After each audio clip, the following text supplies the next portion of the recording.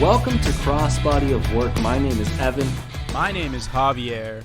And it's time to close out the trilogy on The Undertaker. We are back with part 3, and we're looking at Undertaker in the 2010s. So we're looking at like prime WrestleMania streak Undertaker. And spoilers, the end of the streak. Man, I was dreading this episode. I really was. When we first decided to do The Undertaker, I was very excited for the second part, and the second part definitely lived up to the billing. But man, it gets rough. I was really excited for part 1 for a lot of matches I hadn't seen before. I was excited for part 2 for like Biker Taker and character development Taker. And I was excited for part 3 mainly to hear your opinion on some of these matches. That's why I was excited, because I wanted to know what your thought process was going to be. And because we start at a really good place, and we end with some not as good places. Yeah, we end in some really, really bad places, and it's just kept going. And that's the real problem with The Undertaker in the 2010s, in my opinion. It's just kept going. The fact that it exists into 2020 is not necessary. Yeah, it should have ended with the streak ending, you know? That's my opinion on it. It should have ended with the streak ending, and it shouldn't have ended that way. I'll give him that. You know, if that's not the way he wanted to go out, that's fine. But, you know, there's another logical conclusion that we're going to cover here. Yeah. Another match that I think works perfectly as a logical retirement place, and yet it didn't happen. Yeah. And I think a real downfall for The Undertaker in the 2010s, especially, you know, after the first couple matches, is booking more than anything. He had some opponents that he shouldn't have had. You know, he was in some programs he shouldn't have been in. And, like, yeah, one of them ended up in a very good WrestleMania match, but it shouldn't have happened. It should have been a different match. And we'll get to that. Yeah. We'll get to that when we cross that road. But the first match. Now, before we get in terms of people being like, oh, what about like character? You always do background. Listen, there's been 2 whole episodes about character and background. Yeah. And all the things leading up to this. We did part 1, the 90s. Go listen to it. We did part 2, the 2000s. Go listen to that. And then come back and now get into just WrestleMania streak mode. Just WrestleMania seasonal attraction, wrestling machine Undertaker. And the first match we're going to cover is the sequel to the last match we covered in part 2. WrestleMania 26 versus Shawn Michaels. Streak versus career. One of the best builds in wrestling history. Oh, yeah. I mean, just one of the best overall builds, I feel like, to some pretty big matches. This WrestleMania, I mean, you get this match. You get Cena Batista, which I thought was very well built. But obviously, you know, is going to get lost in time because of this match. Mm-hmm. And you got Edge Chris Jericho, which I thought was probably one of the best built matches in WrestleMania of the last decade. It just, obviously, it didn't live up to the billing, more so because of the finish.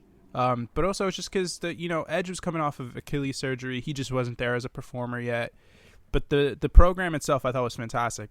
But, you know, nothing tops Taker Michaels. I mean, it's a career versus streak match, and it's 2 of the best performers the company's ever had.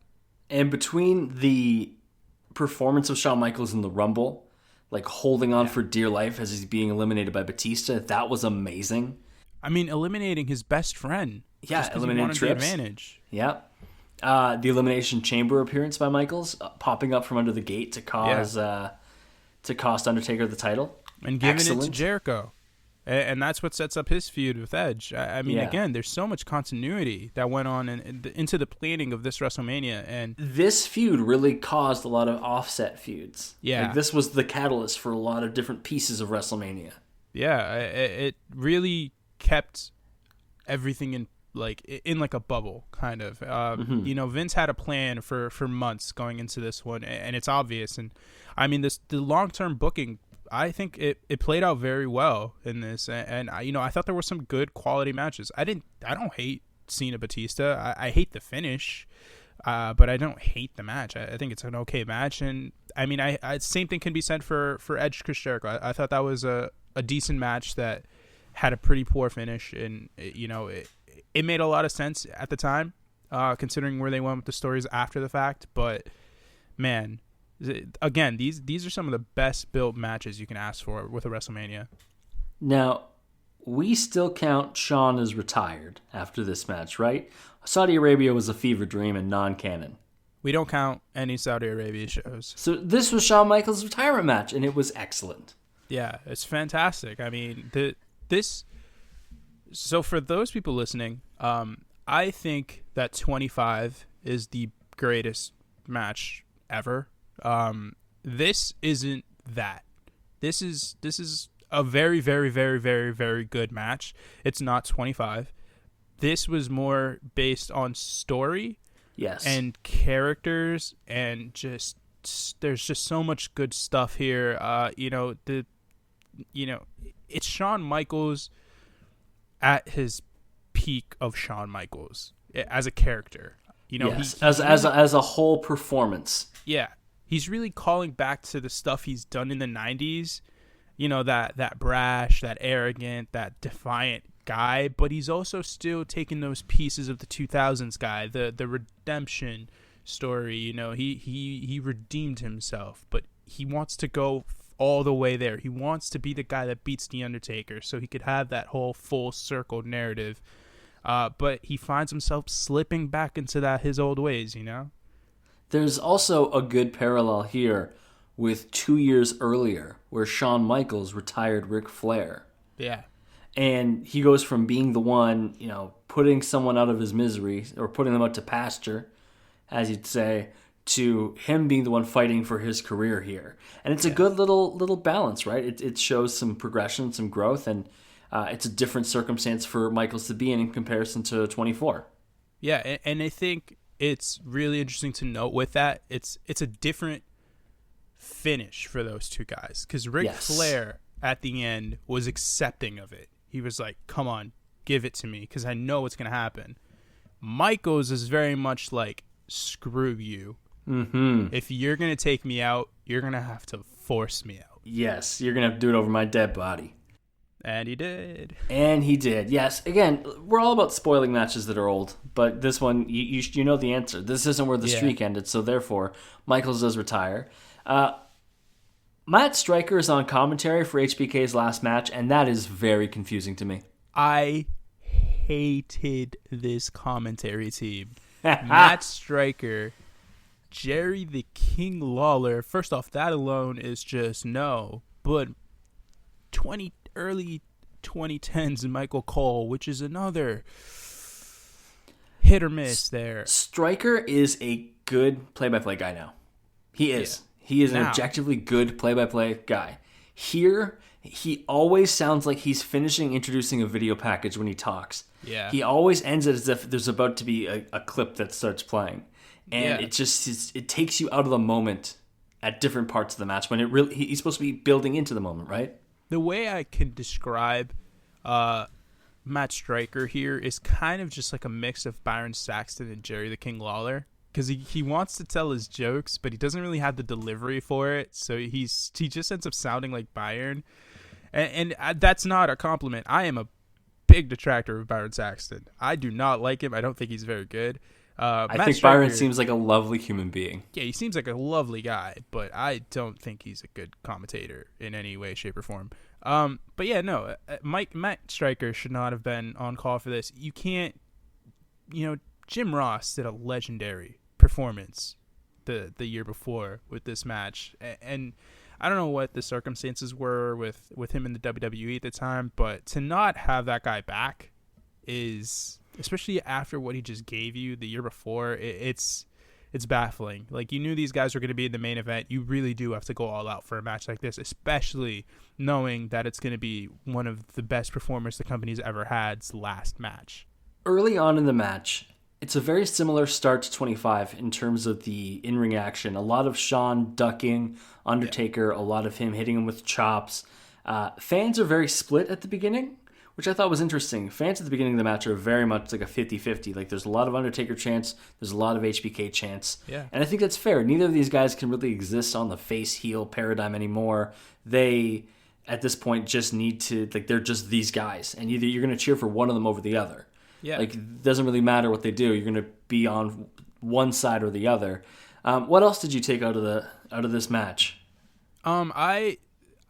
That's one thing. The face heel thing. The thing that I noticed very early on with that is, like, you know, the Undertaker's technically the face in this match. I mean, he got his title taken away. Yeah, he got screwed. Yeah, by Shawn Michaels, and he was like, "No, you're putting your career on the line for this," which is one thing I never understood.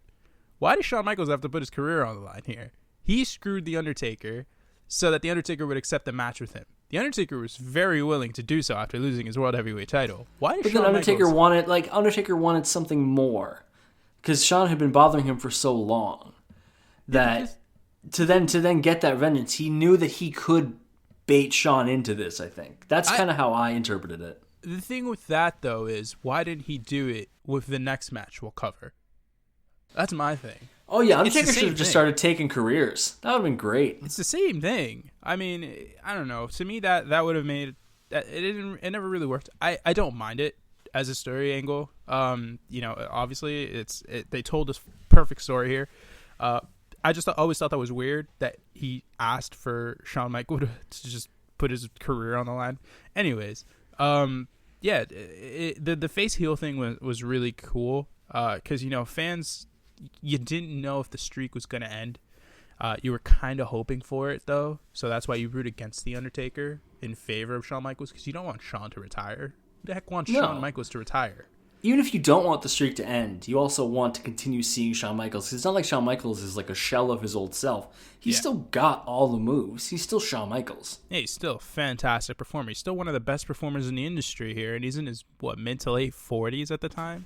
Mm-hmm. You know, it's insane. But yeah, another thing that struck out to me, that there's a difference in this match as far as like the story they're telling with their, you know, in-ring work. Pretty early on, The Undertaker tweaks his knee doing old school, which is a move I still don't understand. But that's okay, because I don't think anyone does. But yeah, no, he tweaks his knee and Shawn goes to town. Jumps on it immediately. Yeah, it's the old Bret Hart, you know? Pick a body part, work it. Because, like, why would Shawn want to get fancy with it, right? He's fighting for his career. If he sees an opening, if he is a smart wrestler, which Shawn Michaels, the character and the man, are, he's going to zero in on that knee. And, like, that's the whole early story, is just Michaels is working this knee however he can.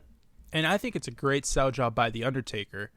I mean, throughout the match, he is hampered with that knee. There's never even when he's in control, even when he is on offense, still like slapping at the knee, still making sure that it's in line, still protecting it. A lot of good pieces there by him.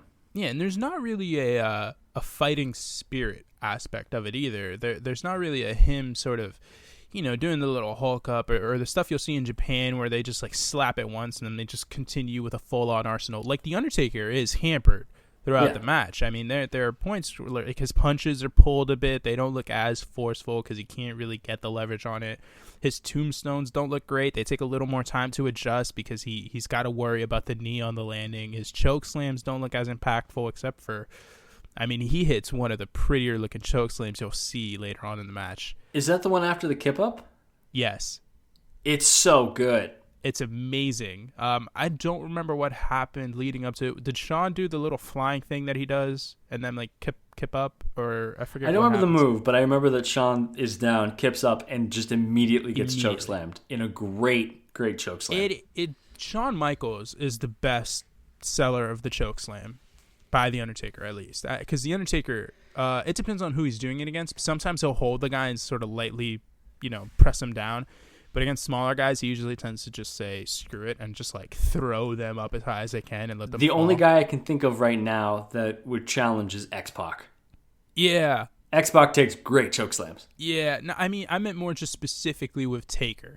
Okay. Kane's got some launches X-Pac. Kane consistently. Him and RVD. RVD used to take it beautifully.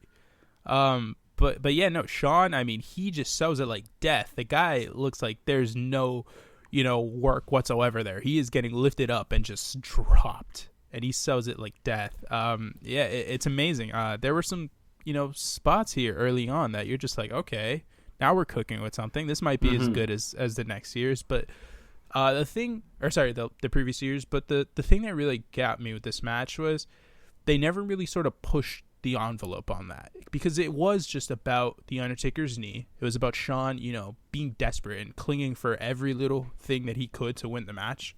And you see that, I mean, with the outside spots, hoping that there's a count out so he can win the match, which I want to touch on quickly. Aside from the count out spot, there's absolutely zero ref counting when they're on the outside. Charles Robinson counts near. He doesn't do it. They're on the outside for a long time. Yeah. And there's a spot closer to the end where Shawn hits a Sweet Chin Music onto Undertaker and knocks him onto the table. Shawn then gets onto the turnbuckle, hits a moonsault off the turnbuckle, which is a beautiful moonsault, and I think ties into Michaels being desperate. He'll pull anything out to try to beat the Undertaker. But during the entire setup, because it takes a little bit for them to get to Undertaker being on the table, not a single count. I wrote down not a count in sight. Yeah. Robinson wasn't going to count at all. He went full red shoes on this. So in Japan, there's 20 seconds that you can be outside. Yeah.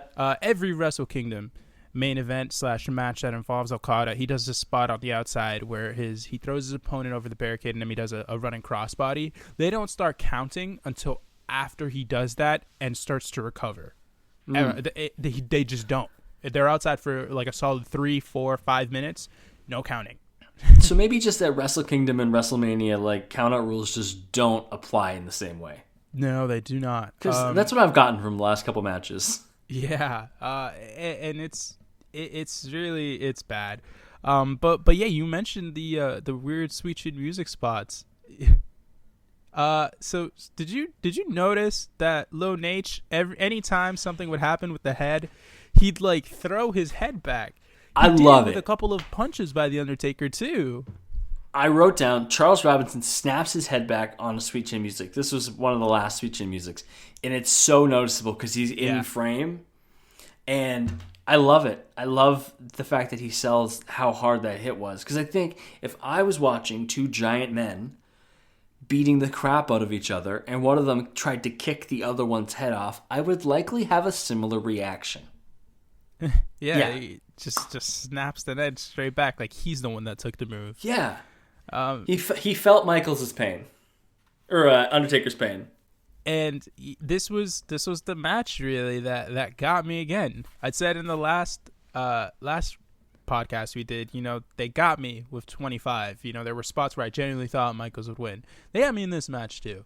There was a thing with the Undertaker. He hits a tombstone, and I was like, oh yeah, this is the finish. Nope, not the finish of the match, not the finish at all. And then he does the thing where he's like shocked, but it's not as good as 25. Because 25 no, it's not the perfect. same. It was just perfect with him leaning, like resting his head on Michaels, like, oh. But yeah, they got me good. Shawn was just so good in this match. Do you want to talk about the finish? Yeah, I mean the finish is basically it kind of just leads to the finish from there, I believe. Yeah, pretty much. The Undertaker puts him down. And Shawn's like crawling back up. He's using the Undertaker to get himself up. I think he only gets to about his knees. Maybe he gets a leg up. And he just looks at the Undertaker and just does the choke or the Undertaker signal where he takes his thumb. The cutthroat. The cutthroat thing. And the Undertaker just goes, we're not doing this. Tombstone. Yeah. And that's Shawn Michaels' career. I love that Undertaker yells, "Stay down." Yeah. Like, it's similar in a way to Michaels mouthing, "I'm sorry, I love you" to Ric Flair. Because this is the way the Undertaker would do it. Just like, don't make me hurt you anymore. Yeah. Like, you've put up a great fight. Stay down. And Michaels does the cutthroat thing, and Undertaker's like, cool. Like, you've signed it. This is your death warrant. And I love that the final move is a leaping tombstone. Like, Undertaker, for somebody who is pretty gassed in the end of this match, a big leap on that tombstone. Yeah. I mean, that's the end of Michaels' career because the Saudi Arabia shows don't count. Yeah, it makes a lot of sense that he would do a leaping tombstone here. If the first one, if the regular one doesn't work, the guy's not a big guy. Shawn Michaels isn't a big dude. He's probably my height, if anything, and he's probably around my weight too, to be honest. But he's not that big a dude, so it's probably not the hardest thing in the world to get him up and down. So it makes sense to do. Yeah. Like, if you think this is going to be the thing to put him away for good, put him away for good. And now he is away for good. Just kidding. He still shows up on The Bump and other random programming. He shows up in literally the next match. Yes, he does. And we'll get into that right now. It is WrestleMania 28. We're skipping one. And we're going to Hell in a Cell, end of an era. The way you just said that was so funny. One. We're skipping one. We're skipping one. Just completely deadpan. Because we only cover 5, and there's like 7, 8, 9 years of WrestleMania to cover in the next little bit. 27 doesn't need to be covered. We're okay. We're good. Thank you. But we're getting end of an era, Hell in a Cell versus Triple H. Shawn Michaels is the special referee. Undertaker challenged Triple H after 27 because at WrestleMania 27, Undertaker needed to be helped to the back. And he didn't want to kind of show up as a shell of himself. He didn't want that to be the lasting memory of WrestleMania. So he needed to get another win over Triple H. And this time it became Hell in a Cell. Triple H with the over-the-top entrance. Shocker.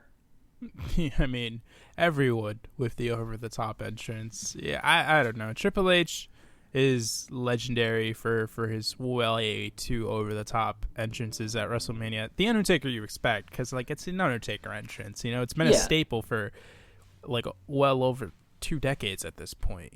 But I will say that Undertaker, I'm so glad, in all the matches we're covering, Undertaker's entrances are happening in the dark because they're all in stadiums at this point with the roofs closed. Or with the roofs open. Now, I think it was WrestleMania 31 when he wrestled Wyatt. He came out in the light, which is the worst. Didn't work. Just the absolute worst. Didn't work at all. So the fact that he's not in the main, the fact that they still let him come out during nighttime, Undertaker should come out only at nighttime. I think so. What did it though was 31 was in, where was it? San Francisco. San Francisco. So it's the time change. Yeah, the time difference, the sun is a bit different there than it is, and here they were in Florida? Was that Orlando, Miami? 28, I think so. Yes, I believe so, because of the gigantic palm trees. Yeah, that'll do it.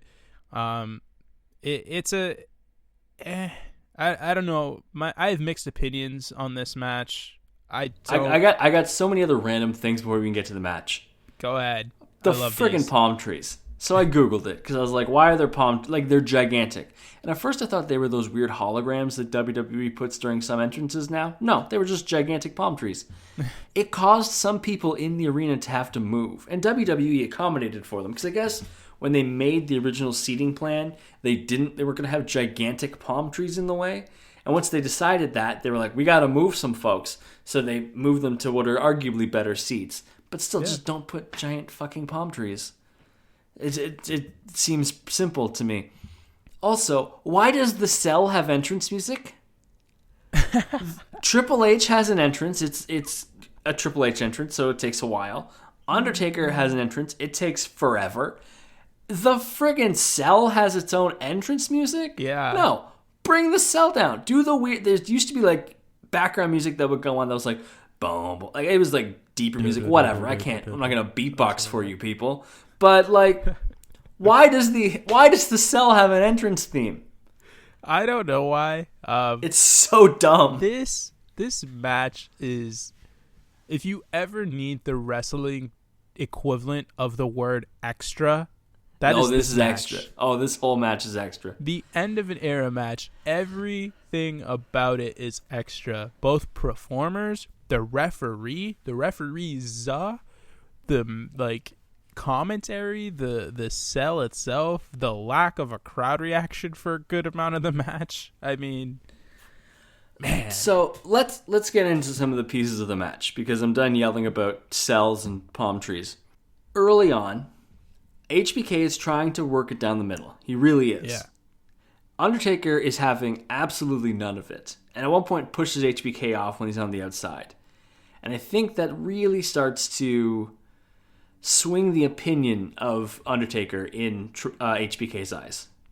Yeah. I think how dismissive Undertaker was of him does impact HBK's opinion on him in the match. Yeah, and I think that's the Undertaker's fault more than anything. I mean, Totally is. Yeah, like towards the whole middle of the match is basically just Triple H pounding him with chairs and sledgehammers and steel steps and HBK does stop Triple H from literally Gallaghering him with a sledgehammer at one point. Yeah, it gets bad. I mean, the whole middle part of the match is just Triple H going, end it or I will, end it or I will. He says it like 80 times. He says it so much.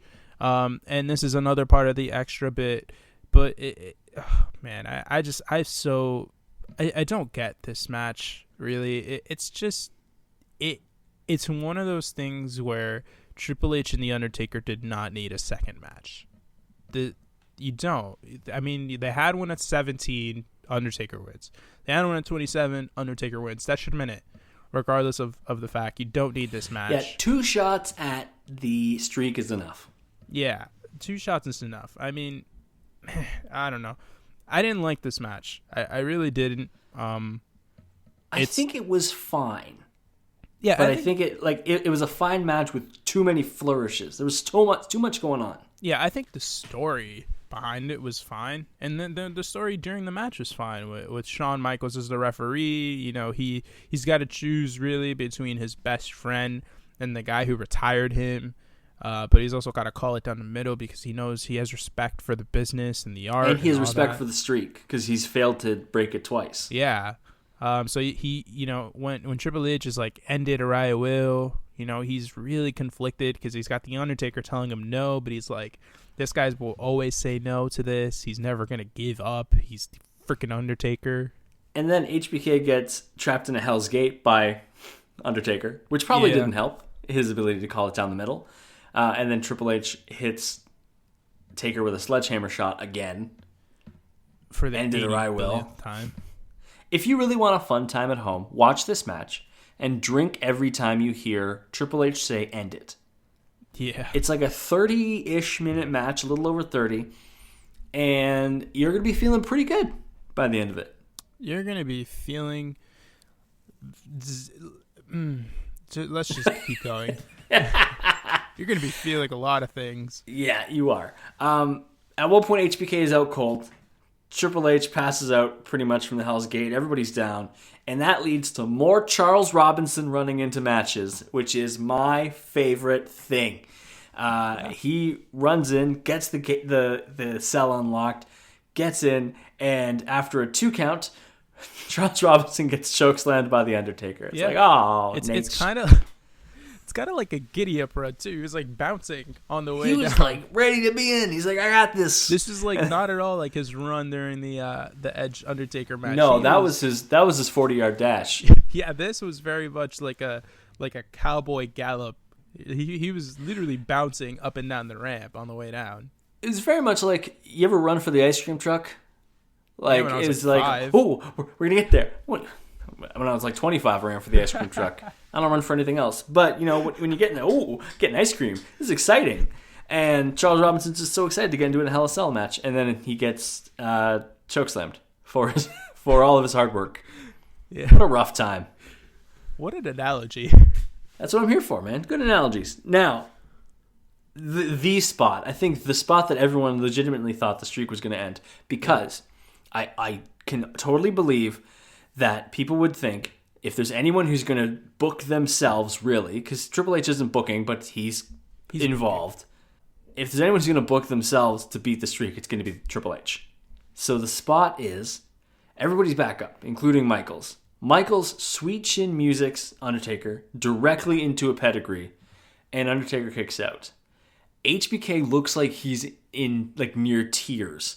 Yeah. And it was a wonderful near fall. If I didn't know the outcome of the match, if I was watching it live for the first time, because again, this is what I missed first time around, but I'd seen it since. If I didn't know the ending, I would have thought this was it. Yeah, and this is when the crowd really starts to come alive.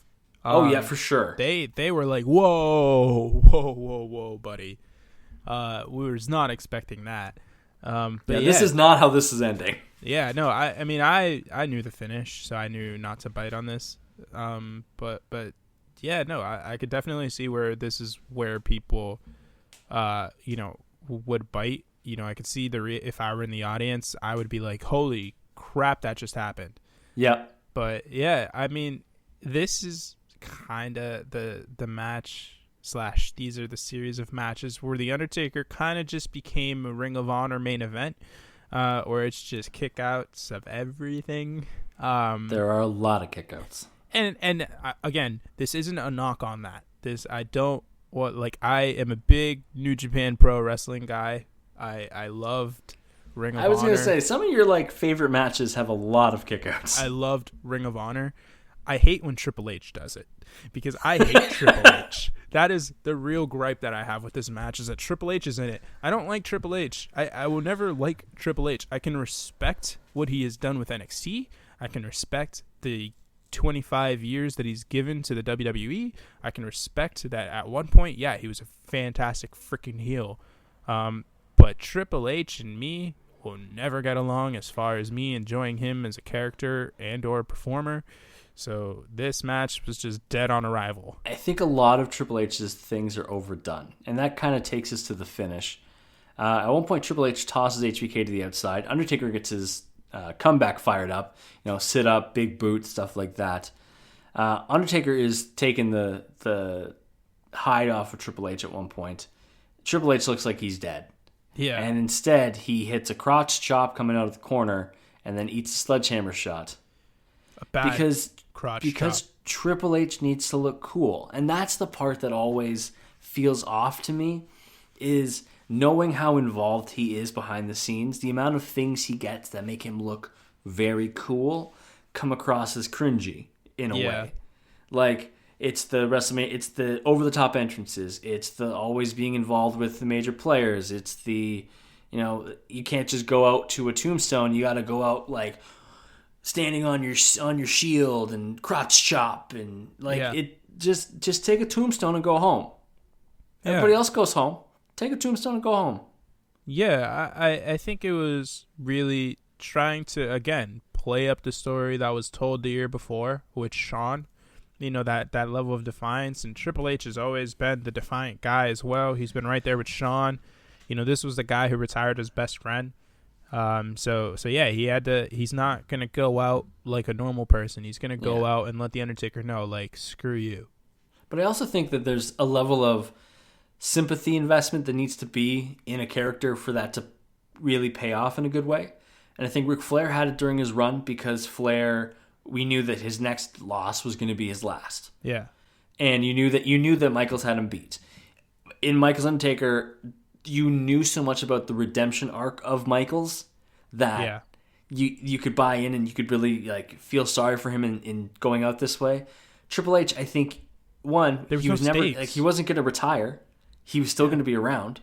So it just wasn't the same. Yeah, it just wasn't the same level of investment from fans to be like, oh my God, this is going to be the last time I see Triple H do this. If it was, that'd be different. Yeah, and this isn't a favorable Triple H either. This is Triple H pretty much freshly coming off of his whole CEO, COO thing run that he had, where him and Punk were doing stuff where he was really kind of just the most annoying person on Monday Night Raw each week. And realistically, kind of just led me to go into my lull phase with wrestling. I'm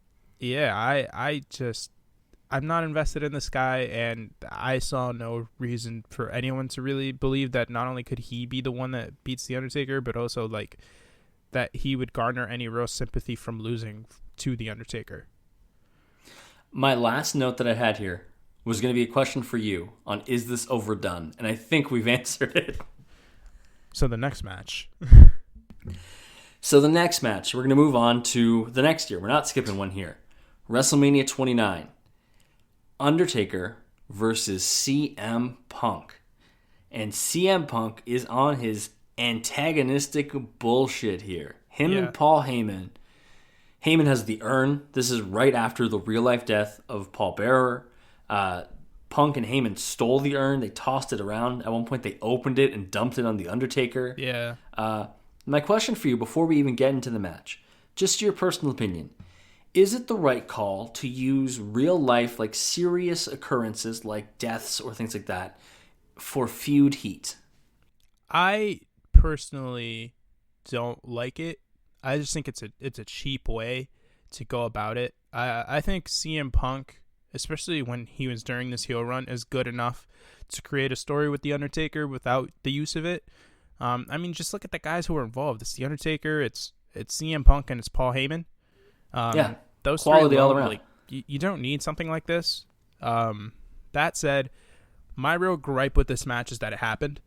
I don't like this. It's a fantastic match, but I can't look at this match and this pay-per-view as a whole and not feel a level of disappointment that CM Punk wasn't in the main event. I think that he should have been a lock. I think that during, what was it, the Elimination Chamber was when he lost the WWE Championship to The Rock. I don't believe he should have. Was that the Rumble? Was it the Rumble? I think it was the Rumble. Yeah, he lost the title the and rematch. Cena won the Rumble. Or no. Yeah, and Cena won the Rumble. Yeah, because there was a rematch, I believe, and whatever. I don't think he should have lost the title. I think he should have kept it.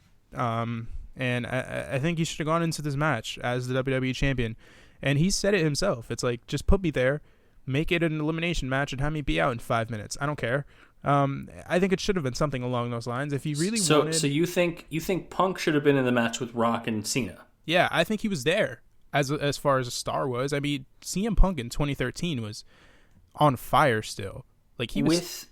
With Punk in that match, who would you have had The Undertaker go against? I think if you really want to, build a guy, but like still have them have a credible loss, I think that the person you put in the match against The Undertaker is one of three guys.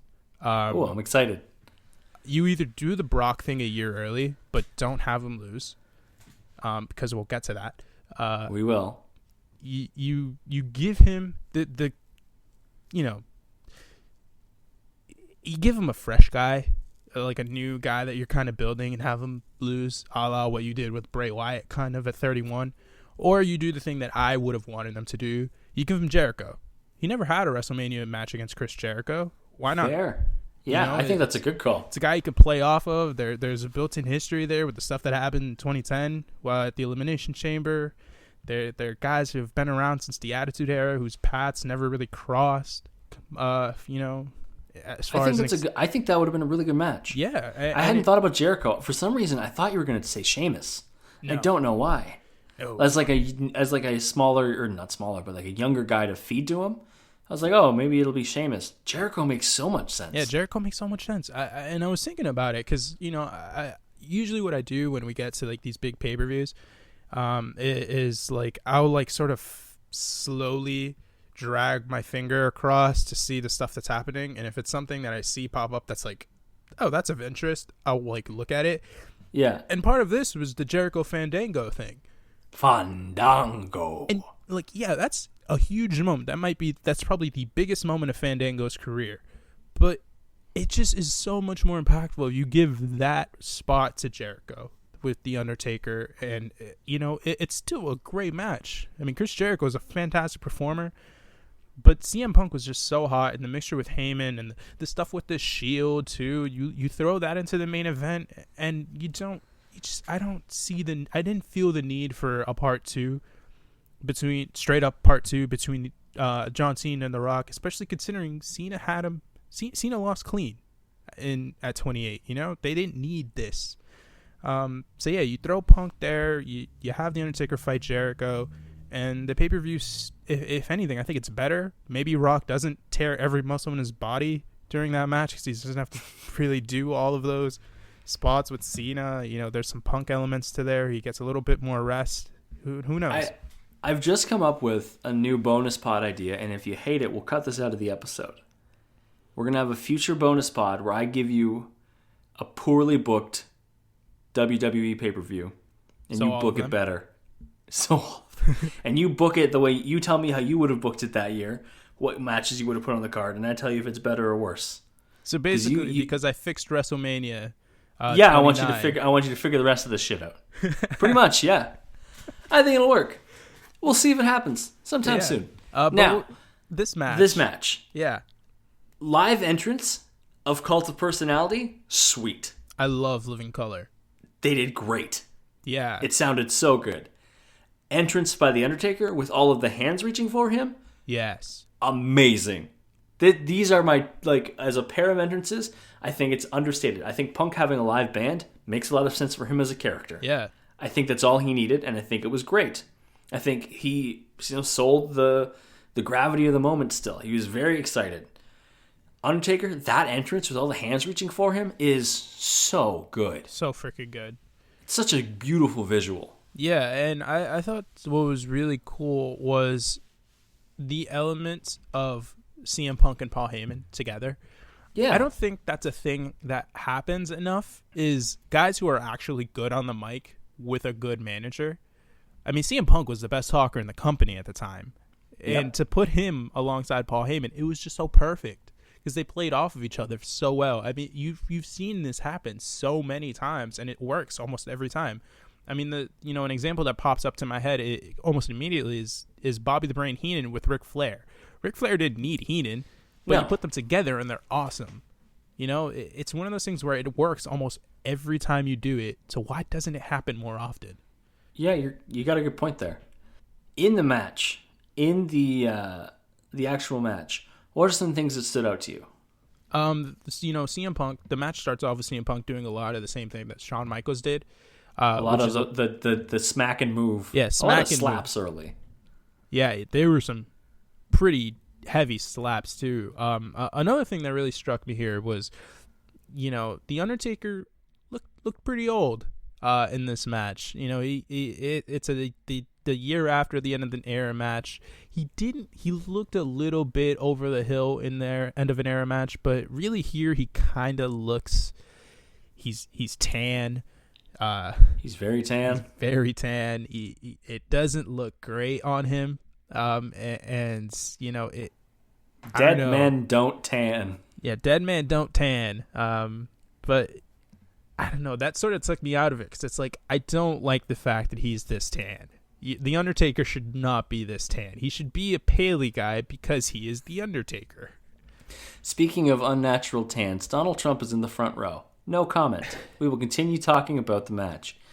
Punk hits old school on Undertaker, which I think is great. I love when people steal people's moves. Yeah. Especially because the greatest hits that Undertaker is going to hit in a match like this.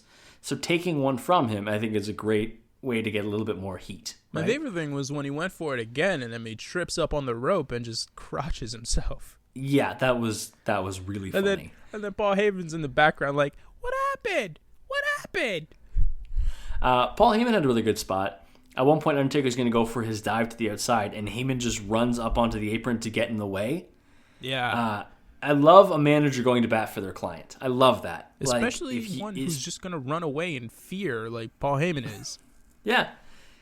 He doesn't get any color in this match. This isn't like the Brock Hell in a Cell match. Yeah, he gets no blading. He's never doing that again. No. At one point, there's Punk avoids a last ride through the announce table because there's more announce table spots here. Yeah. Punk goes for the Savage Elbow off the top turnbuckle to Undertaker through the table and connects, but the table sandbags him. No sell. Table doesn't break, and that makes it look so much more painful. It looked like it sucked for him. Man, he hit the corner of that with his hip, and there was a thud on that. It looked like it sucked. And it sucks even more because he didn't even bounce. He just stayed there. Like, it was like a flat landing. It was very just bounce. Or not bounce, just like thud. Thud's the word I was looking for. Thud. Man, it was bad. I don't know how the heck he managed to do the rest of that match without even a slight limp or even sort of a hinder, because that looked like it freaking sucked to take. A really good spot that I liked in the match is Taker sitting up during the Anaconda Vice. Yeah. Because camera work got it perfectly. I think that's something that we all know is really good in WWE, but you don't notice it until you watch other promotions, is how good the camera people are at capturing things. Yeah. Now, don't get me wrong, are there too many camera jumps and camera cuts in WWE? Of course there are. Absolutely. But the camera work itself is always top-notch. Yeah.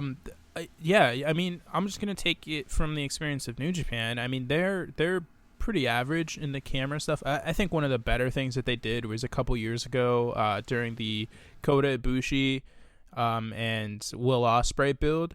There was this one part where Ibushi did a thing. I think it was a German, and Ospreay just like completely landed on his feet, and you just see Ibushi come up like what? And it's so cool the way the camera angle is on that. It's fantastically done. You guys should definitely go, check that out if you haven't. It's amazing, and they had a great match and all that jazz. But this right here was fantastic. I mean, the perfect element of it I thought was in the background with Heyman, because Punk's reaction is obvious. CM Punk had some of the best facial expressions of any wrestler ever. But the Undertaker's just like, he's pissed. CM Punk is like, oh God, I have made a huge mistake. But in the background, you see Paul Heyman, and he's just like, his hands are on his head, and he's like, oh my God. It's gonna be a bad time. I am thrilled that they let Punk kick out of a tombstone. Yeah. Because at this point, everybody, it seems, in a WrestleMania match with Undertaker gets to kick out of one tombstone. At least. I didn't think that they'd let Punk. I don't know why.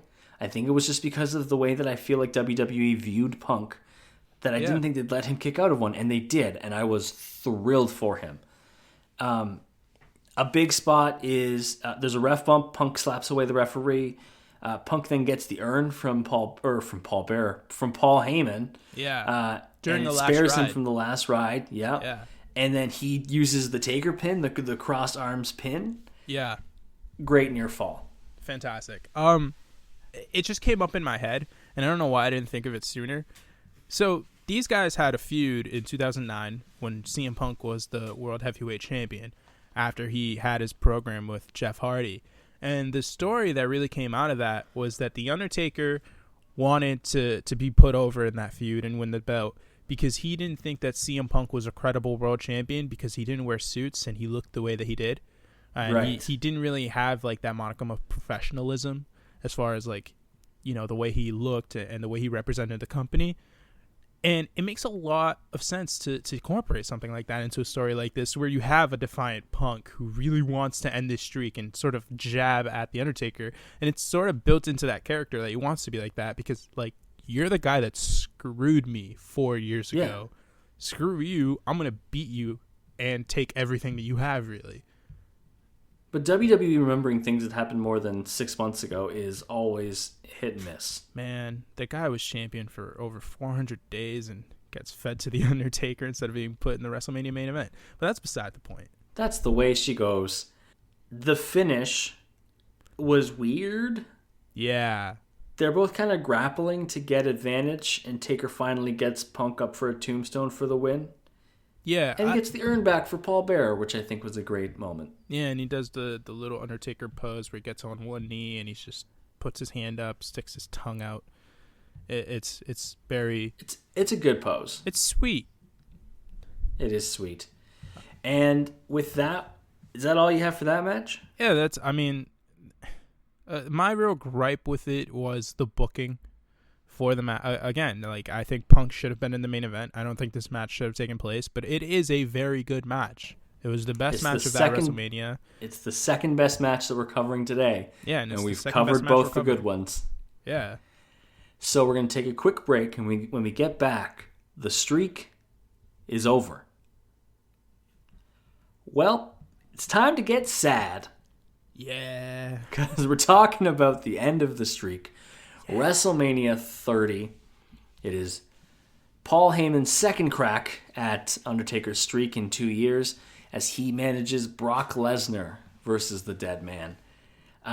Brock is a legit threat, but I remember that this is probably one of the least believable builds. Like, I don't think anybody really thought Brock was going to win. Not because Brock isn't terrifying, but I think it was that the build was pretty weak. It was that the only memorable part was when Undertaker stabbed Lesnar with a pen. Yeah, it wasn't even that it was weak as much as it was Brock wasn't really credible. You know, I mean, he had just spent the last WrestleMania in a feud against Triple H that lasted months after, you know, there was the one that came after he FI'd Vince McMahon and had to put him in for hip replacement surgery, air quotes. And, you know, he broke Triple H's arm 2 times the year before that. Paul Heyman was the manager. So Paul Heyman was managing back-to-back matches because right after the CM Punk Undertaker match, he, was in Brock's corner for the match against Triple H. And he lost to Triple H at WrestleMania. He had obviously lost that awesome match against John Cena in his return match, Extreme Rules in 2012. Brock was a big star, obviously. He had the crossover stuff with the UFC. He was a well-known name around, even with casual fans. But Brock didn't have that aura that he did, he does coming out of this. Yeah. Where this is he part of what builds that aura. Yeah, and I'm going to be honest with you. This is a match that shouldn't have happened. Okay, what should have happened instead? So, like I wanted, Chris Jericho in the last one, why does Brock Lesnar get to end the streak is one thing I never understood. The person I thought should have ended, if this is where he wanted to end it, the person I thought should have ended it was John Cena. I'm going to get a lot of hate for that, but here's why. John Cena is the face of the company. John Cena is a guy who, when he first started out, one of his first big programs was with The Undertaker was when he tapped out at No Mercy. I think it was No Way Out in 2003 or 4, somewhere around there. There's some history there between those guys, but we never saw that big program between them. Mm-hmm. And this would have been the perfect time. Cena got Bray Wyatt, and the stuff happened with Bray Wyatt there that should not have happened either. And only recently was salvaged. Yeah. At WrestleMania. Yeah, but this would have been the time to do that program. And if you're going to have anyone end the streak in 2014, let's say this is the place where it had to end. Like it has to end, yeah. It should have been John Cena. I don't see anyone else who could have done it. My follow-up question, do you think they should have ended the streak? I do. I don't think he should have gone the entire way through with it. Do you think, not necessarily this match, do you think there was a better spot to end the streak before this or after this? If you're not going to do it with Shawn Michaels in 2010, then no. I don't think CM Punk should have done it. I don't think Triple H should have done it either time. And I don't see anyone there who should have done it better. If you're going to do it, it's Bray Wyatt maybe as far as character goes. That was the person that I really thought. But you don't do it there. I don't think Bray Wyatt's at that level. Ready there. Yeah, there. No. Maybe if he had another year to work on it, which you saw the match at 31. Which Wyatt, we're not going to cover that match. Wyatt carried the build by himself. Yeah, totally by himself. And was mesmerizing during it. Yeah, but the thing was, I'm happy that it happened here because in 31, Undertaker was he was gone. He just wasn't the same guy anymore. And to me, at least, the end of this match is, in my opinion, the end of The Undertaker. I don't think that he is that guy after this. He's had some decent matches. He hasn't been the worst, but he's just not the same guy. He really his follow-up, the rest of his trilogy with Lesnar is good. Yeah, but the Hell in a Cell match and SummerSlam match, those were both good. Yeah, but the thing is, he really lost that feeling of The Undertaker.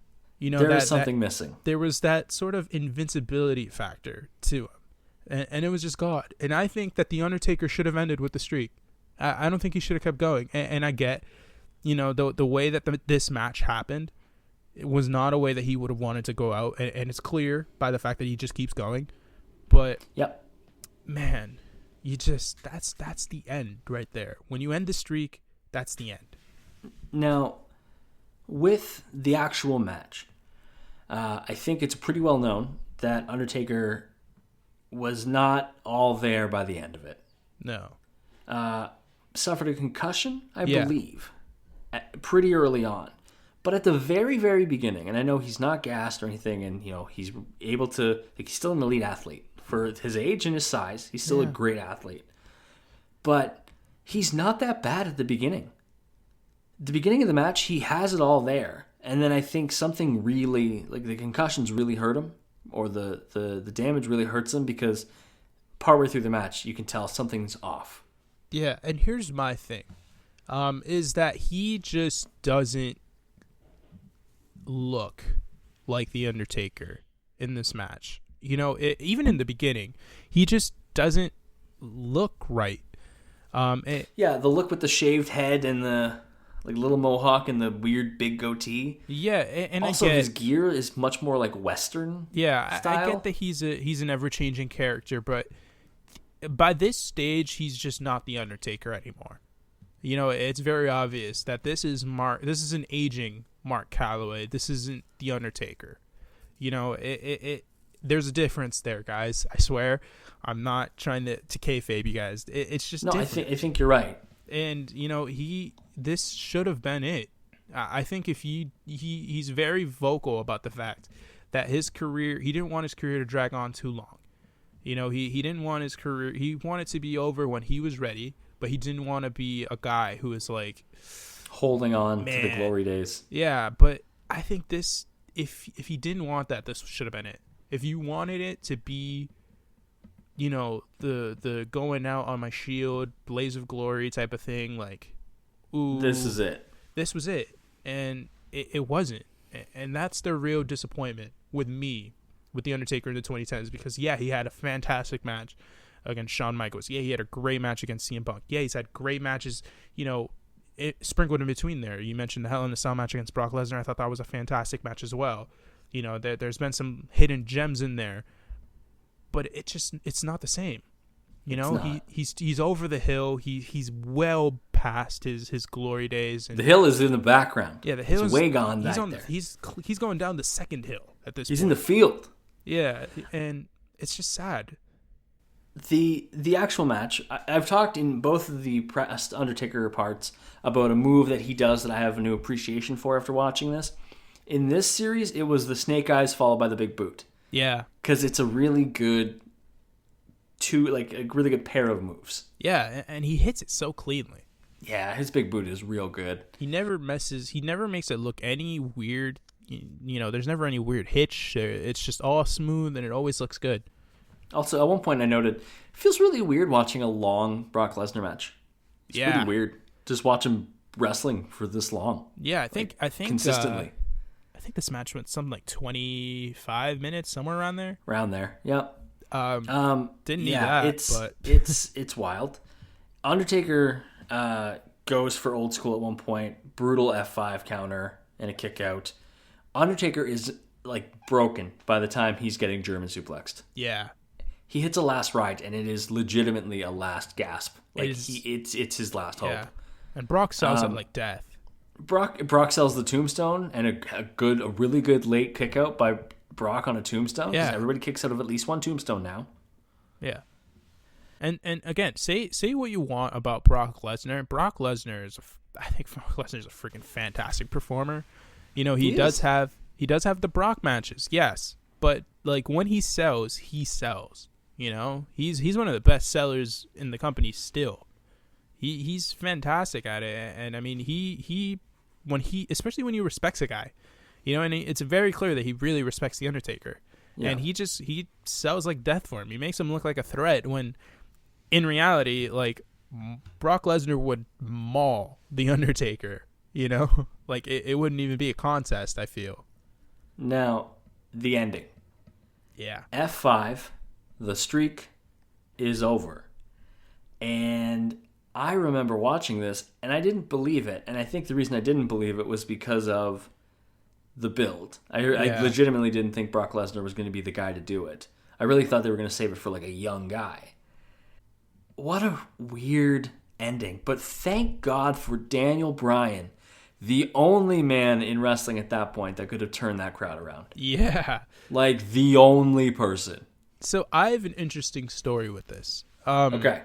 this was during my lull period with wrestling. I was still many, many months away from coming back into it. But I was at, there was this restaurant that my dad and I would go to pretty much every week. It's called Miller's Ale House here in, I believe, Austin. But yeah, you know, they it's a sports bar, and they were playing Wrestlemania on like all the monitors. Cool. And my dad and I were just there. So I was watching this, and I was like, oh, cool, Brock Lesnar. I didn't know he was back. Or I knew he was back, but I was like, I didn't know he was big enough to have a high-profile match with The Undertaker at WrestleMania. Let's see how this goes. The Undertaker's probably going to win because lol streak. And then he loses. And my dad's favorite wrestler was The Undertaker. My dad loves The Undertaker so much. He's not a big fan of wrestling or anything. He sort of just watched it, like he'll maybe. But like Undertaker was his guy. Yeah, he'll maybe see like one match every other year. But like the Undertaker is a guy that he remembers from his younger days. Him and Randy Savage, those were his two guys.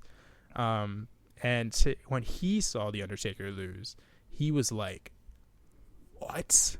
Like what?" And I didn't even knew about the streak. Yeah. My dad doesn't follow wrestling. My dad probably hasn't even heard about wrestling up to that point since like 2005, when I was like really, really big into it. And I was like, you need to get me this pay-per-view or I'm going to... You need to get on board because we're watching wrestling in this household. Yeah. And yeah, it was like one of those cool moments that I had with my dad where it's like my dad at the time was it 6 years ago? So he was like in his early 50s. I was like in my mid-teens. And it's just one of those things where we were just like, what the heck just happened? We were just baffled, and everyone else in the bar that was actually like watching the thing was like, whoa.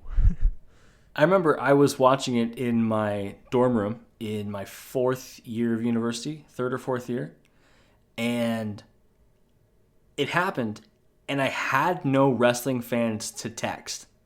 Like I had no one to really sort it all out with. I had no one to decompress with. So I remember I texted my older brother who got me into wrestling, and I was like, are you watching WrestleMania? And then as I sent that text, he sent me a text saying, are you watching WrestleMania? And I was like, oh, thank God. There's somebody else I know. Yeah, I was like, what is going on? Yeah, I had no one to talk to with it. My dad didn't know anything. Without Daniel Bryan, what a way that whole thing would have been deflated. But Daniel Bryan and the Miracle on Bourbon Street really, really saved that. The thing that really struck me after the match was it took like a minute before the I think it was Roberts, right? Who Justin Roberts. Yeah. Like a minute later is when he makes the declaration that Brock Lesnar won the match. It was just like a quick reaction of like, whoa, like you hear the crowd like sort of get up a bit with the oh my god type of thing, and then it's just this silence, like deafening, and it's just you look at the crowd with the camera and everyone's just like their mouths are wide open. It's like, what just happened?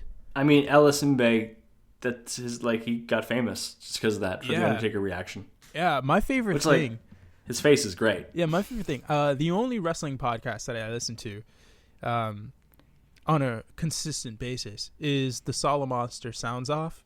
Yeah. And he was there. And you see him in the background of one of the frames, and he's just laughing. And he's like, he's laughing. And he's like, those bastards really freaking did it. Yeah. The Mad Lads. Yeah. They did it. Just it was crazy. Like that's really what this match brings. It's not the Undertaker streak ending. It's the reaction to the Undertaker streak ending. It's the importance of it, you know, of that streak, of the Undertaker character, and the fact that it was just like that, you know, like that's how it goes away. It's kind of still shocking to this day. And again, I think if anyone... It was uncomfortable to watch again. Yeah. And if anyone was going to do it, I think it should have been Cena. Because not only could Cena do it, but you could still do the thing with Brock. You built Cena up the way he did. Daniel Bryan still gets injured. You know, all that stuff happens. Cena still ends up with the title at SummerSlam. Throw Brock in there. Have Brock do the exact same thing he did to Cena. He still gets that monster rub. He gets the titles, and that leads to whatever it leads to. You know, I think Brock could still do it. We are 100% going to make you rebook some WrestleManias as a pod. I'm okay. It's going to happen. Yeah. Now, we're going into the promo. This was specifically requested by you. Yes. I want you to break down this promo for me because of all of the WrestleMania hype, all of the streak-related things. This is the one you wanted to talk about. So it's on you. This was mostly a joke, but not really. Okay, yeah. So this was in 2016 in the build to the Survivor Series. They had just had the brand split a couple months prior to that. Also, this is peak SmackDown era for the last 10 years. Yeah, no, this was SmackDown post-brand was really split. good. This was Dean Ambrose, AJ Styles, doing the stuff with the WWE Championship. This was Miz and Dolph Ziggler having their stuff for the IC titles. There was a lot of good stuff to be had here. At this point, I was doing the weekly SmackDown review for Daily DDT, and I was over the moon. It's this. I'm watching amazing wrestling every week. Yeah, this is great. It was fantastic. But yeah, this was the build to that Survivor Series, which was the first brand split show where it was both brands are going head to head.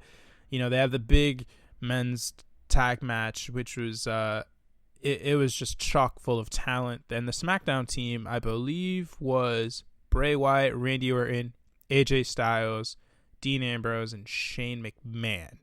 Yep. Going up against the Raw team, which I don't know who was in that. I just assumed Roman Reigns was in it at some point. And I think Braun Strowman. But yeah, no, it was an interesting build. But they had this motivational thing, and Edge hosted it. And I don't know why Edge was there, but Edge was there. But during the Undertaker, he's hosting the cutting edge. Yeah, but during the Undertaker bit, Edge just sort of stands there in the background. He doesn't do anything. He doesn't move. He doesn't really react either. And it's just a slow Undertaker promo, But it really, he praises SmackDown. He's like, SmackDown has always been my home. And he also says that, WrestleMania no longer defines me. And I am taking souls and digging holes. Which is the whole reason we picked this one. Yeah, that is the money line. He said, I'm back 100% the money line. I'm back to taking souls and digging holes, and I popped so hard live for Undertaker promos at this point are they're all very similar. They're all very much it's all about the entrance, the spectacle of seeing the Undertaker. He says rest in peace. Everybody goes home happy. That's his whole bit at this point. Yeah. So the fact that he comes out with a line digging holes and taking souls, it's so dumb if it's not him. Nobody else could say such a weird, campy line and get away with it. But with Undertaker, we're all yeah, it's fine. And the funny thing is, he threatens the team. He's they'll be what'd he say? If you guys fail, you have to deal with me. Which is funny. They didn't fail. They won the match. There was some, spots there where Dean Ambrose didn't like AJ Styles very much, so he has his Shield brethren, help him put him through a table. But yeah, that Survivor Series match, main event, was fantastic. It was a great match. It's an hour long. Yeah, but it was fantastic. There's so much talent in that. It was great. I wish Undertaker would have tombstoned James Ellsworth. Oh, it would have been great. Just a James Ellsworth Undertaker promo battle. Give it to me. Yes, give it to me. This Undertaker period here was weird because it was post streak, but he didn't really have anyone to go with, so he didn't really know how to use him. But also, you still knew there was going to be a WrestleMania match. There was still going to be Undertaker matches, which I think a lot of people thought 30 was going to be the end of it. But then he came back and had battles with Lesnar again later, and everyone's like, "Oh, okay."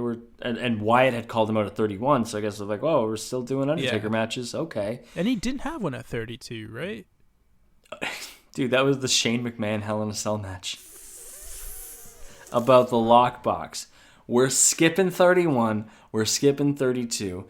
It's the last match we're covering of The Undertaker, the last of the 15, and it's big dog time. It's big dog time.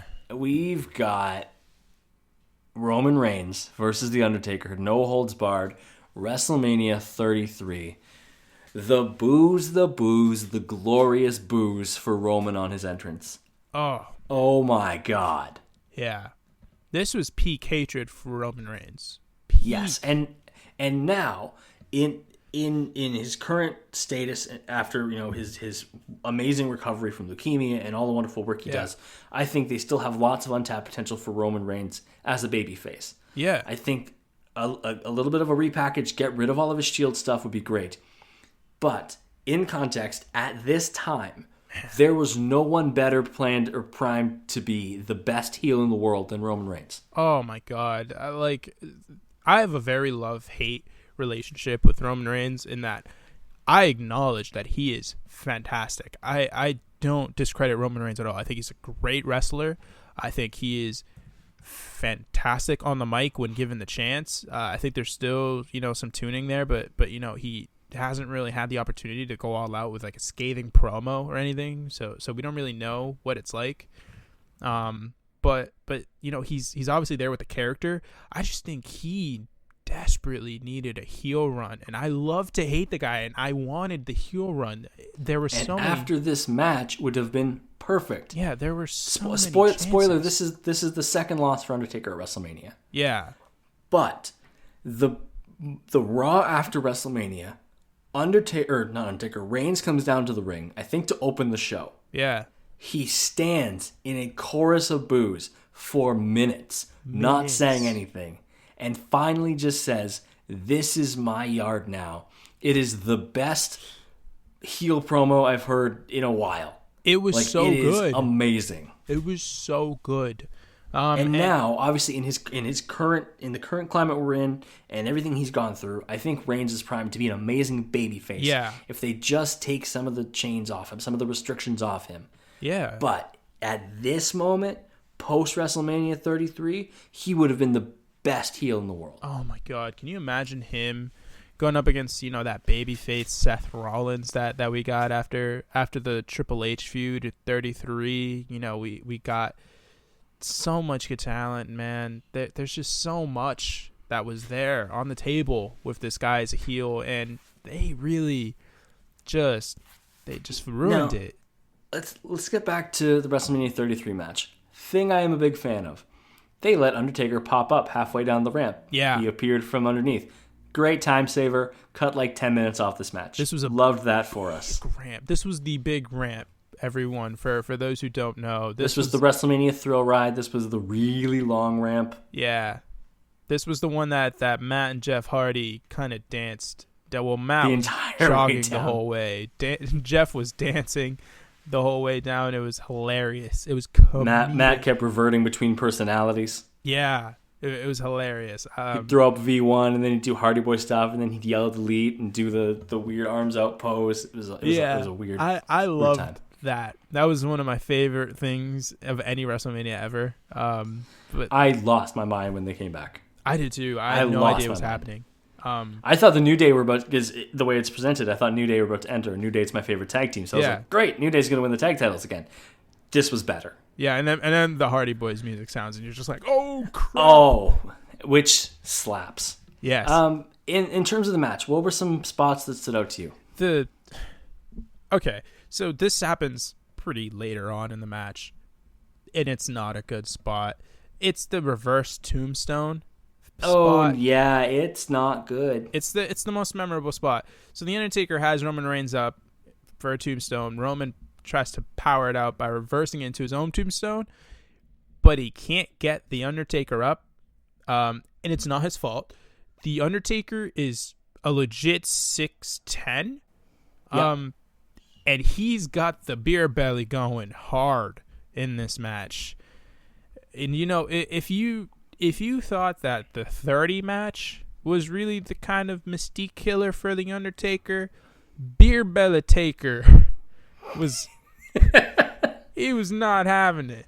This guy did not. He just doesn't look right anymore. He just looks like a human being. It's just not the same. It's not like the a same. regular guy, and you can't be the Undertaker and look like a regular guy. No. And he does, and he tries. You see him make the effort with Roman where he like jumps, to try to like leverage himself up, but he can't rotate. It just doesn't connect. Roman isn't in a position to be able to lift him that way. They try it twice, it doesn't work, and I think it really took the fans out of it because honestly, there's not a lot of fan reaction in this match. As there shouldn't be. They didn't do anything to excite fans. I mean, there was the weird drive-by spots. There was the spear through the table, which I guess was spear through the table was like really good. There was some reaction for that, but that was the big spot, which I thought it was sold greatly by Reigns afterwards, where he just sort of like makes like a little triangle with his body. He looks like he just died. And Undertaker does the sit-up spot on the outside, which I thought was great. Yeah. Is a later spot in the match that I love, and it's Undertaker does the sit-up pretty late. Yeah. He doesn't get all the way up, and he just kind of falls to the side. Yeah, he keels over. Which is an absolute accurate look at me waking up every day during social distancing. I get up and then I fall to the side. I'm out. For those of you guys listening to this, we usually record these at like 4:30. That was me when my alarm sounded at 4 p.m. to wake up. And I was just like, I got up, I saw the time, and I just kind of keeled over a bit. Social distancing it's a time. This quarantine has done some damage to my sleep schedule, I'll tell you that much. Why do people keep going for Undertaker's legs when he's down? Stop approaching him from the legs. You will get caught in a Hell's Gate. Yeah. Every single time. It was a cool little callback to the Edge match, though. He hits a spear, and then like he goes for the cover, but Undertaker just kind of rotates a bit, and Hell's Gate. That was the finish to the Edge match, which I thought was a nice Undertaker has seen this before. Yeah. But he's never seen Roman Reigns before because Roman gets out of it, and then we have fun. And then Roman just like there's a couple Superman punches. I really liked the final spear. I thought it was good. Why not? There was a kind of like a miss spot here, where Roman goes like he gets to the rope for I think he's trying to go for either that or that little running clothesline that he does. But the Undertaker didn't turn because he didn't know what he was gonna do. So Roman hit the rope and it kind of didn't matter because he like fully stopped himself and I'm just like threw a punch because he was caught off guard by the Undertaker being caught off guard. So it was kind of just like a waste of that. And then there was kind of like this awkward period where they just kept throwing punches. And then he just runs right back and forth the rope like 10 times. That's why I liked it. I thought it was, in my head, it was like powering up. It was like Dragon Ball Z. Like he was getting more momentum somehow. Which I know is not at all how momentum or physics work. I get that. I know that. But in my stupid little brain, I was like, look at him go. Undertaker's confused, and then bam, spear. Loved that. I also thought it made the Undertaker just look like the biggest jabron. He looked dumb. He just kept looking at him. It's like at one point here, just throw a punch, or like throw a clothesline, or like throw a boot up. Something. Hope for the best. Now, to finish, it's a spear. It's a 1-2-3. Undertaker leaves his gear in the ring. Yeah. With what we know now, if 30 couldn't have been the retirement match, should this have been Undertaker's retirement? Yeah, if it wasn't going to be 30, if it wasn't going to be the scenario I wanted it to be, this would have been it. He loses, he leaves his jacket, he leaves his hat on top of the jacket, he takes off his gloves, leaves him there, goes to the outside. Michelle McCool, his wife, and his daughter, the daughter he had with Sarah, are right there. Yeah. He gives her a kiss. It's a very familial moment. It's like this is Mark Calloway. This isn't The Undertaker. And it looks like a goodbye. And, he goes back to that little platform that he was on. You see the smoke coming all over the place. He sticks the fist up and he goes down. And it's very much the equivalent of like he's descending back to hell, kind of thing. Yeah. Like that's it. It's exactly what it looks like. That's the end of The Undertaker. But it's not. And that's the disappointing part. He just keeps coming back. He just keeps coming back, and it should be over. It should have been over with the streak. It should have been over here, but it wasn't. And again, that's the disappointing part of Undertaker during this time period. It's that it should be over, but it never is. But what is over are the 15 matches we're looking at. Yes. Now, this is the most we've ever gone and covered one person. Yeah. What is your biggest takeaway from The Undertaker, from all 3 of these episodes? He's just fantastic. I mean, that's the end of it. Like, the guy, I don't think anyone's ever had a better grasp of character work than The Undertaker. Like, the guy is just ever changing, but he doesn't, get rid of his core of his character. He builds on, he adds to, and subtracts a little, but like for the most part, he's just a very smooth evolution of a character. Yeah, and I thought that the thing with The Undertaker was you give him a good opponent, like you give him a guy like an Edge, and they told a fantastic story of stripping the like demon supernatural stuff and just giving you the human being side of The Undertaker. You give him Shawn Michaels, and it was callback to the previous stuff. Shawn being the Defiant DX guy, The Undertaker breaks his back, he's gone for 4 years. Shawn comes back and he's like, I'm Mr. WrestleMania, not you. Your streak means nothing because this is my show, so I'm going to beat you, and I'm going to prove it. But he couldn't. And he was obsessed with it because he's Shawn Michaels. He's selfish. He has to be like the thing, and he puts his career on the line, and it doesn't work out. When you give him guys like that he can really like sink his teeth to it and tell a story, it works out every time. But there are matches where especially in the later part of his career, it just wasn't the same. Click. Is it like a quit while you were ahead situation? It is a quit while you're ahead situation because he had the perfect end after it should have ended, and he didn't take it. And it's super disappointing. It is, because I don't mean this as any disrespect to The Undertaker. I love the Boneyard match from this year. I will stay out of that man's yard. Yeah, I don't, like, I love The Undertaker. I will stay out of his yard. He is one of my favorite wrestlers ever. But he should have hung it up. He just should have. He's not the same performer anymore. He doesn't tell the same stories he used to. He's just not there anymore. It's different. It's over the hill. It's just done. But he just keeps going. And the more it drags on, the more it goes, the worse it gets. Where would you put Undertaker in your big man rankings all time? Big man? Big man. Oh, he's number one. I mean, if we were defining him as a big man, he's number one. I don't think it's close. I'd call him a big man. And I'd say in my top 3 would be Taker, Kane, and Andre.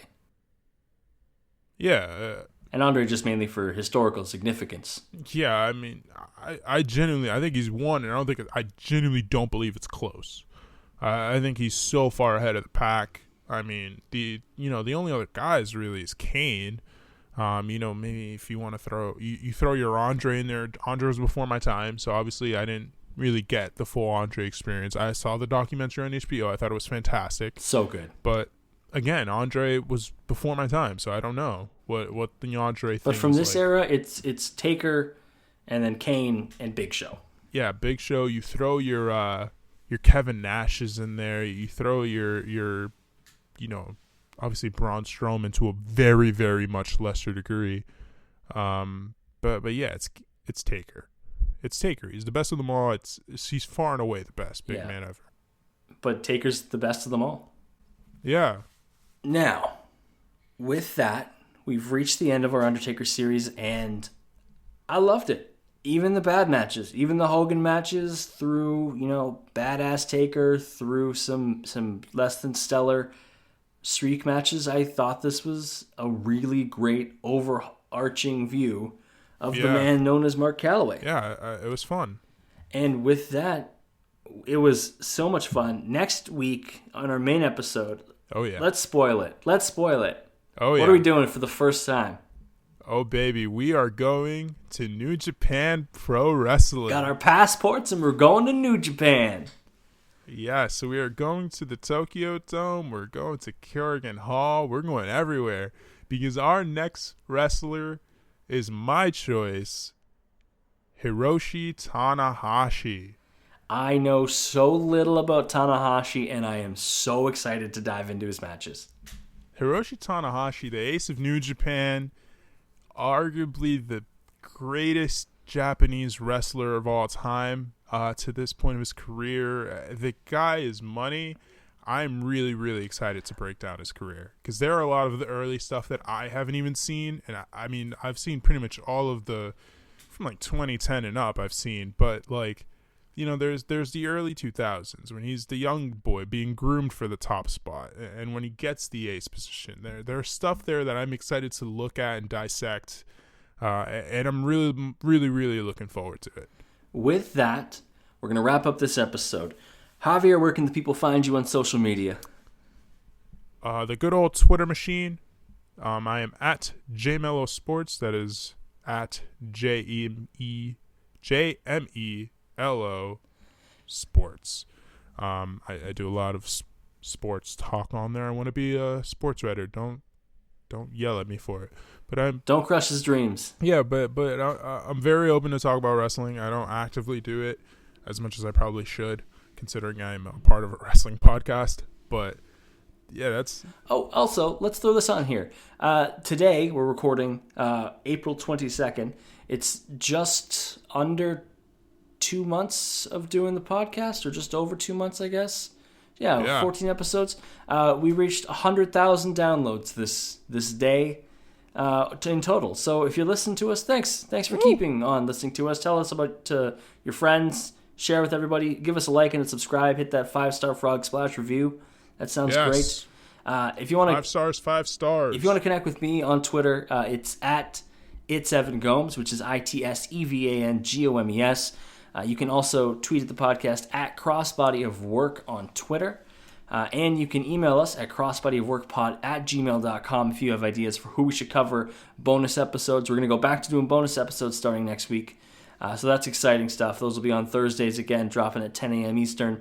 But, you know, it was a long ride to get through The Undertaker, especially these last 5 matches. They were pretty long, but was really excited to go through it, and it was a really fun time, Javier. Yeah, and there was no one that I would rather, dig holes and take souls with than you, Evan. Oh, Jesus.